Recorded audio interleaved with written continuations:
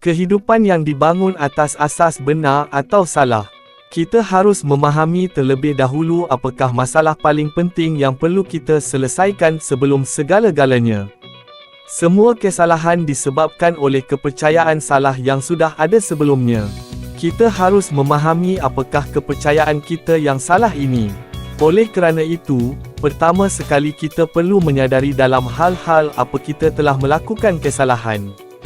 Seseorang tidak dapat membetulkan kesalahannya selagi dia tidak mengakui bahawa kesalahan itu memang salah.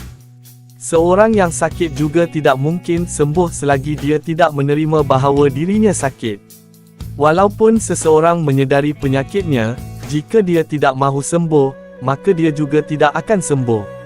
Kita tidak sepatutnya menutup kesalahan kita dengan anggapan seperti, saya sudah baik, kepercayaan saya betul, dan semua yang saya lakukan adalah benar.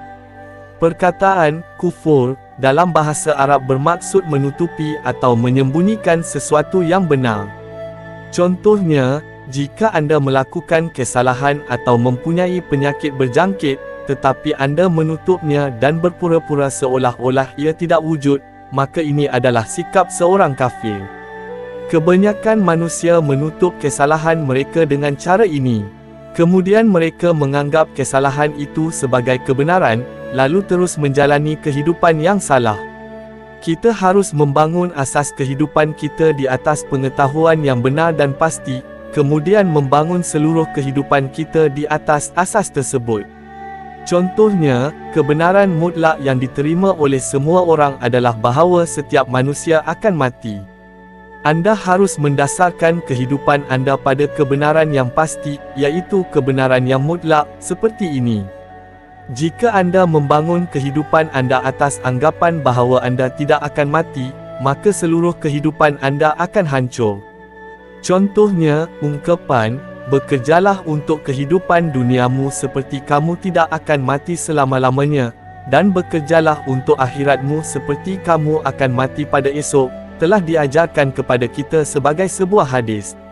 Namun, kerana tidak ada kemungkinan bagi seseorang manusia untuk tidak mati, maka ungkapan, bekerjalah untuk duniamu seperti kamu tidak akan mati selama-lamanya, adalah bertentangan dengan hakikat dan pengetahuan yang mutlak. Oleh kerana itu, bahagian ungkapan tersebut bukanlah sabda Nabi kita, SAW. Surah Al-Muminun, 112 dan 113, Allah berfirman, berapa tahun kamu tinggal di bumi?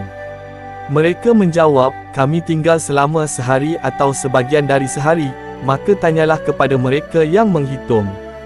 Surah Yunus 45, dan pada hari Allah mengumpulkan mereka, mereka merasa seolah-olah mereka tidak pernah tinggal di dunia, melainkan hanya sesaat pada waktu siang hari, ketika mereka saling mengenal.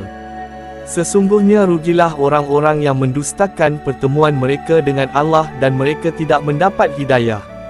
Surah An-Nazi'at 46, pada hari mereka melihatnya, hari kiamat itu, mereka merasa seolah-olah tidak tinggal di dunia, melainkan hanya selama satu petang atau waktu duha daripada satu hari. Daripada kitab Taurat, Mazmur, bab 49, ayat ke-17 dan 18, jangan takut, apabila seseorang menjadi kaya, apabila kemuliaan rumahnya bertambah. Kerana pada waktu mati ia tidak akan membawa apa-apa bersamanya, kemuliaannya juga tidak akan turun mengikutinya.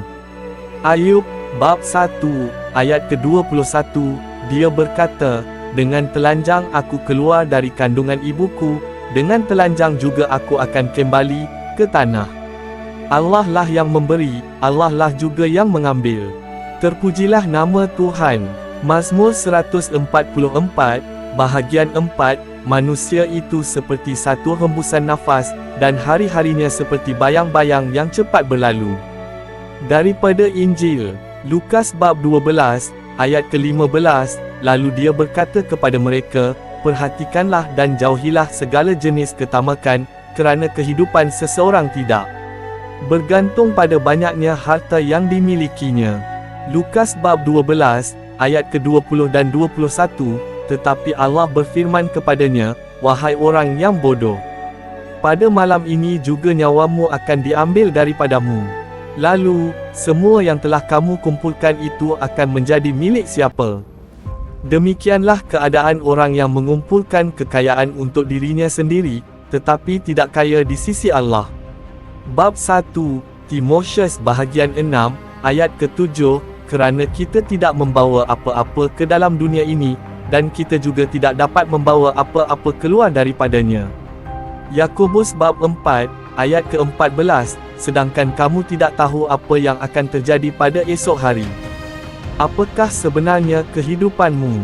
Kamu hanyalah seperti wap yang kelihatan sebentar, kemudian lenyap. Daripada kitab Masnavi, seorang ahli sastera yang sombong naik ke atas sebuah kapal dan bertanya kepada kapten kapal, adakah kamu pernah membaca karya-karya sastera?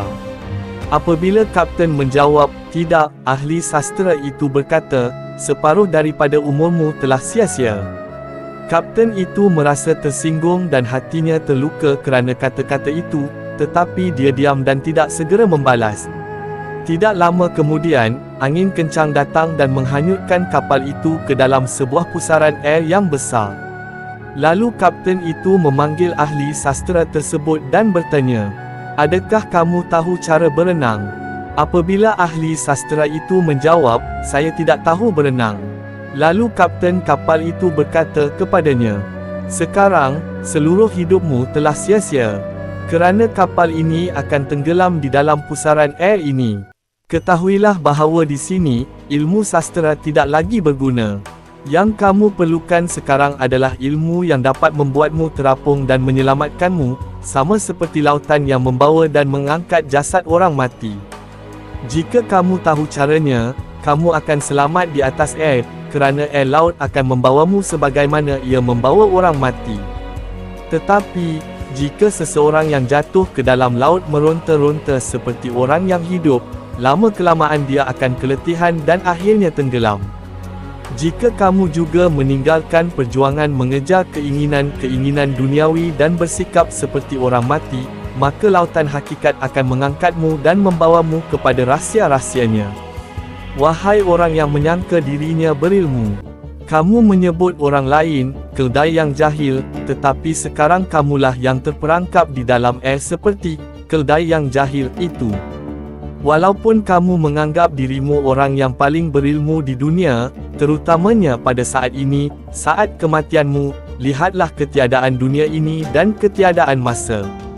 Seluruh ilmu dapat ditemukan dalam pengetahuan tentang ketiadaan masa dan ketiadaan ruang. Walaupun keadaan kita begini, jika kita tidak menyedari bahawa kita ini seperti keldai, maka kita benar-benar keldai.